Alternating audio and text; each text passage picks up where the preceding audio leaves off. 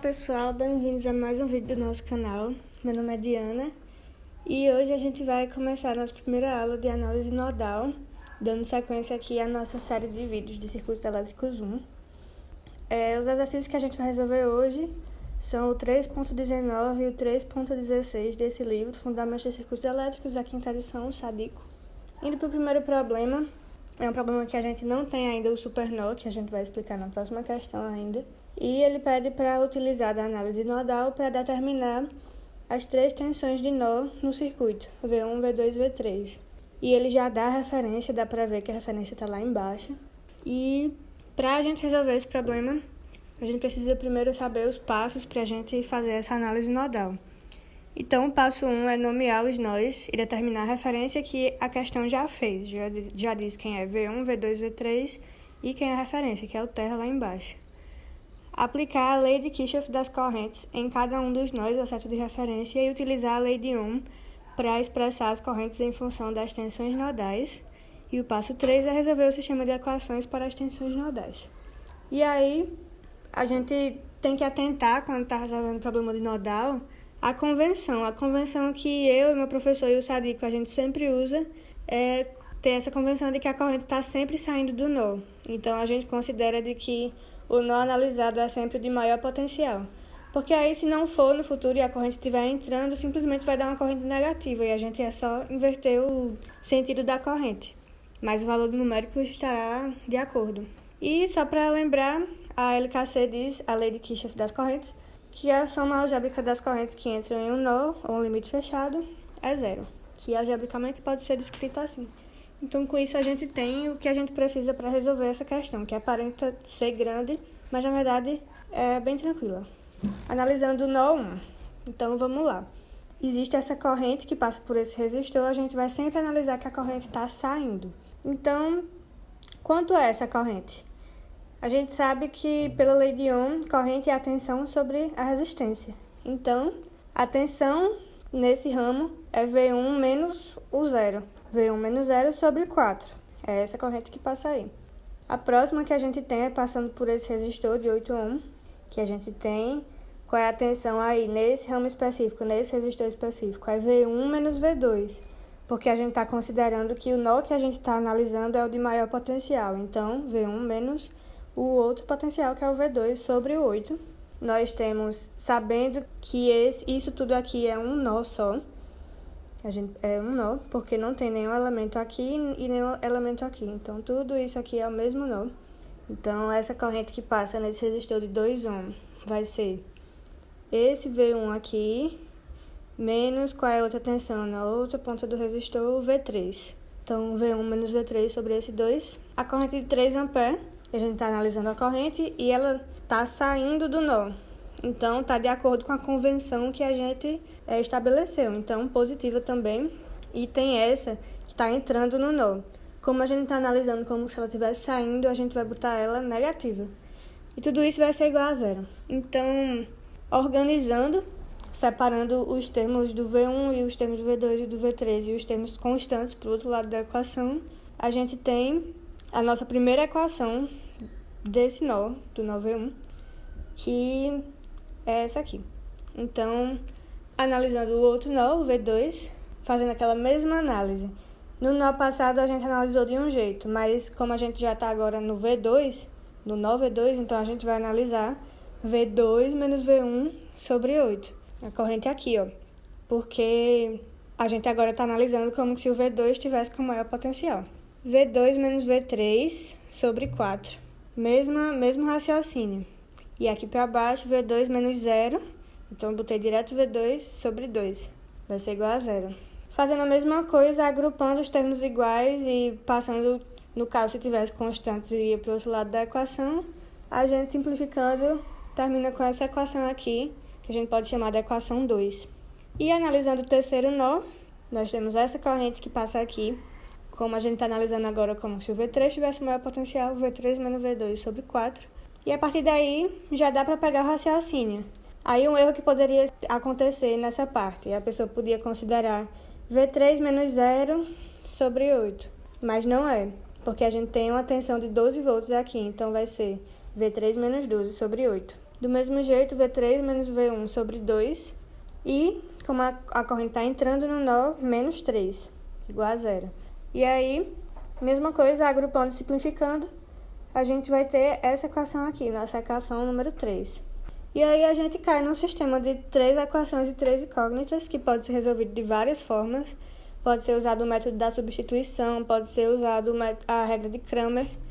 Eu vou resolver pela regra de Cramer porque eu acho um pouco mais simples do que pela substituição. Mas eu deixo aí de dica vocês também resolverem pela substituição, porque na prova pode ser que o professor cobre de um jeito ou de outro, e é sempre bom saber resolver por vários métodos. A regra de Cramer, basicamente a gente faz uma matriz aqui com os coeficientes das incógnitas nas colunas, do mesmo jeito que a pessoa escreveu o sistema, a gente bota aqui os coeficientes, e aí a gente chama esse determinante dessa matriz de D. E aí nessa a gente pega aqueles termos independentes que tinham lá nas equações, no outro lado da equação, e bota na coluna X, e aí a gente chama de dx. Mesma coisa com a coluna Y, a gente chama de dy, e mesma coisa com a coluna Z, a gente chama de dz. E aí os nossos termos que a gente quer achar vai ser simplesmente, por exemplo, o V1, que estava no lugar do X, é o dx sobre o D. O V2 é o dy sobre o D, e o V3 é o dz sobre o D.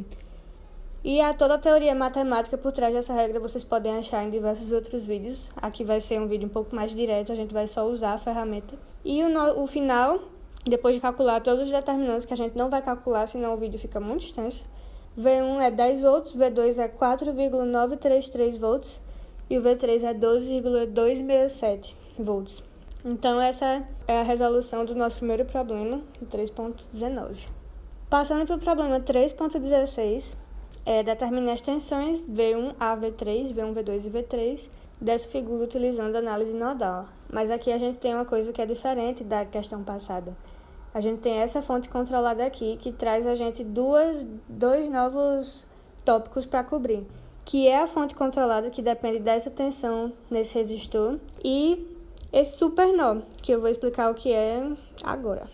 O que é o supernó? Toda vez que você tiver uma fonte de tensão, controlada ou não, entre dois nós que não são de referência, por exemplo, essa fonte aqui não torna um supernó, porque está entre um nó e a referência. Já essa aqui constitui um supernó, porque ela está entre dois nós que não são da referência.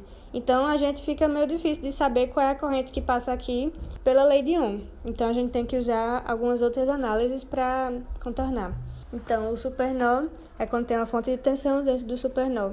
Fornece uma equação de restrição, que a gente vai achar, necessária para encontrar as tensões nodais. Um supernó não tem nenhuma tensão própria.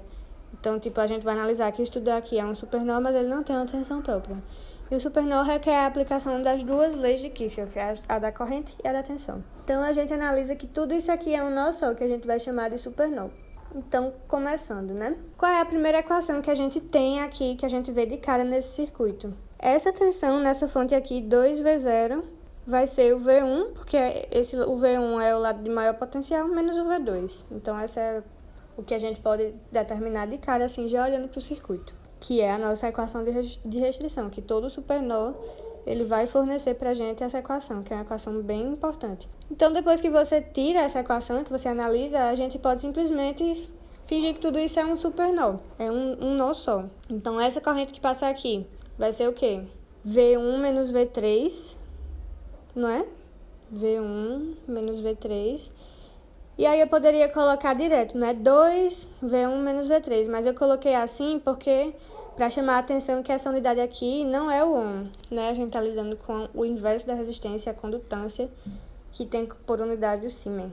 Então, o inverso da resistência, passando para a resistência 1 sobre 2. Você pode botar direto aqui, 2V1 menos V3, mas é legal lembrar. Aqui, V2 menos V3 sobre esse resistor aqui, que é 1 sobre 8. Ali embaixo, V2 sobre o 1 sobre o 4.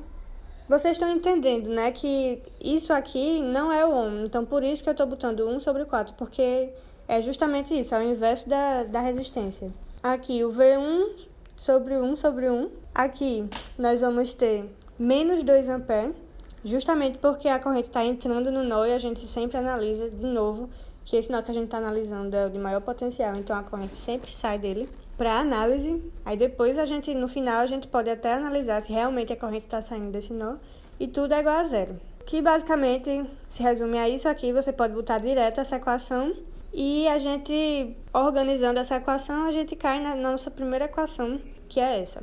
3V1 mais 12V2 menos 10V3 é igual a 2. Muito cuidado na hora que for lidar com essas manipulações para simplificar a equação, porque é aí que muita gente erra. Então, se vocês não estiverem achando o mesmo resultado que o gabarito do livro ou que o gabarito do exercício, muito provavelmente, depois de você fazer a análise correta, você errou ou na manipulação algébrica das equações ou na resolução do sistema, que é onde muita gente erra também. Então, assim, cuidado redobrado na hora que for resolver os sistemas e as equações. E a gente tira de cara também observando que esse V0 nesse resistor aqui é exatamente o V2, né? Então, o V0 vai ser igual ao V2.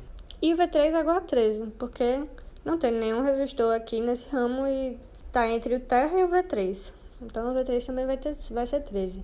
É importante a gente olhar para o circuito e conseguir tirar essas informações, assim, o V0 ele vai ser igual ao V2, o V3 vai ser 13. Requer um pouco de treino, mas logo, depois de alguns exercícios, a gente já vai olhar, já vai perceber de cara, já vai começar a anotar esses dados, porque não requer nenhuma conta específica, né? Requer apenas a nossa análise crítica do circuito. Então, depois de analisar o supernó e analisar o nó V3, que não tinha nenhuma equação, porque ele já era diretamente 13, com essas equações que a gente analisou, a gente pode achar facilmente o valor dessas incógnitas, porque aqui a gente pode analisar que o V1 menos o V2 vai ser 2V2, porque o V2 é zero, então o V1 é 3V2, resolvendo essa equação. E aí, tirando daqui, substituindo esse V1, a gente encontra aqui facilmente o valor de V2, que é 6,286 volts.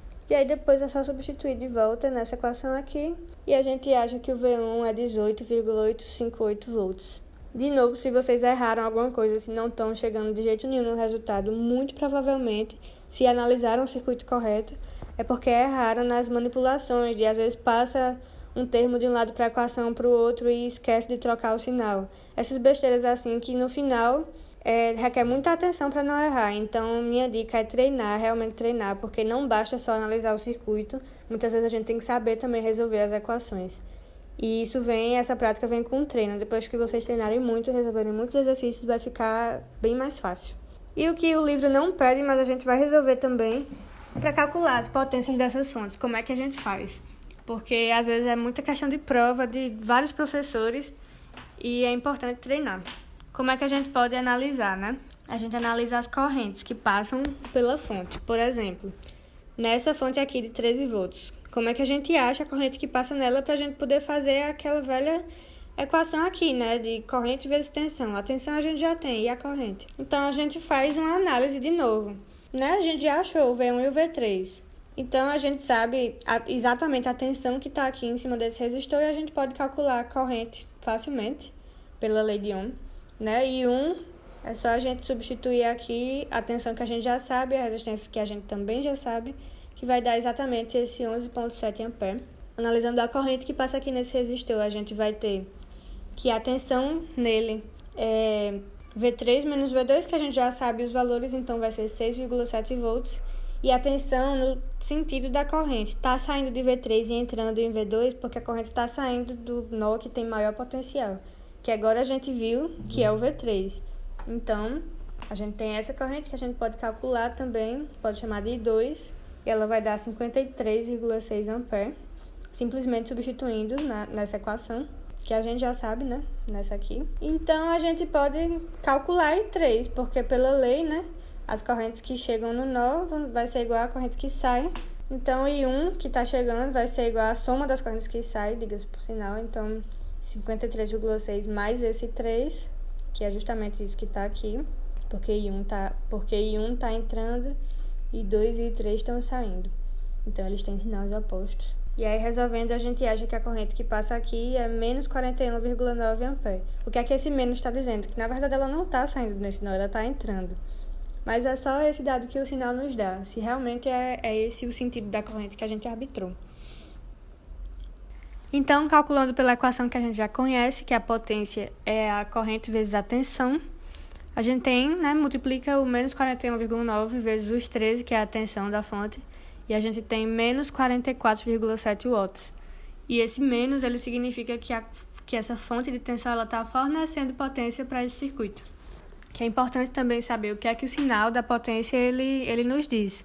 Se ele está negativo, a convenção é que ele está fornecendo potência para o circuito. Essa próxima fonte de tensão controlada, analisando as correntes, a gente já calculou esse 1 e a gente já sabe que ele é 11,7 A. Calculando esse I2', a gente vai chamar de I2', da mesma forma que a gente calculou para a outra fonte. A gente já tem a tensão V1, então a gente calcula que é 12,56 A. E a gente sabe que essa corrente é esses 2 A dessa fonte de corrente. Então a gente pode calcular essa corrente que passa pela fonte, que a gente pode chamar de I3'. Então, sabendo que essa é a única corrente que entra e todas as outras saem, a gente pode calcular. Esses 2 A vai ser igual ao I1 mais o I2' mais o I3'. Então, isolando o I3', a gente acha facilmente que essa corrente que passa na fonte aqui, que ele vai ser menos 22,26 A. E aí a gente pode calcular a potência, que vai ser essa corrente vezes a tensão. A tensão aqui nessa fonte a gente já sabe que é o V1 menos esse V2, que a gente pode saber já que vai dar esse 12,56, multiplicado pelo menos 22,26, a gente vai ter aí menos 279,6 watts. Então, a gente pode saber já que essa fonte está fornecendo potência. Geralmente, as fontes de tensão vão fornecer potência para o sistema. Não é uma regra, mas geralmente vão. Justamente por causa desse sinal aqui, nesse caso. Passando para o próximo caso, para a próxima e última fonte, de 2 A. A gente já sabe, porque a gente já calculou V1, então a gente sabe que V1 ele é 18,85 volts. Então não é preciso fazer toda aquela análise, justamente porque a gente sabe a corrente e a tensão dessa fonte. Então a gente só precisa multiplicar uma pela outra e a gente já tem de cara o nosso valor de 37,7 watts, que está absorvendo potência do circuito. Porque no caso passado, o sinal da potência estava negativo, então a gente estava dizendo que ela estava fornecendo potência. Observando que o sinal está positivo, então a gente pode observar que essa fonte de corrente aí de 2 A está absorvendo potência. Então, essa foi a nossa primeira aula de análise nodal. Sexta-feira a gente vai liberar outro vídeo com mais exercícios, porque é um assunto muito importante e um pouco extenso também, e é importante praticar. Então, curtam, se inscrevam, compartilhem com os amigos que também estão pagando as cadeiras, e qualquer dúvida a gente está disponível no e-mail, no Instagram ou aqui nos comentários.